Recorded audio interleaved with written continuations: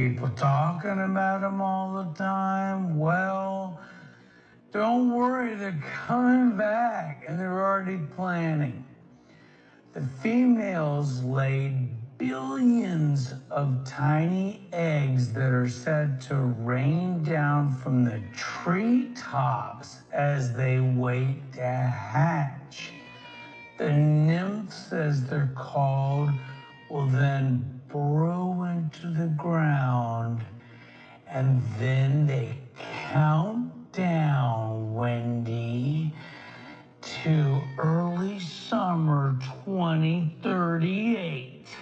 Wow, that is quite the gestation period for a cicada.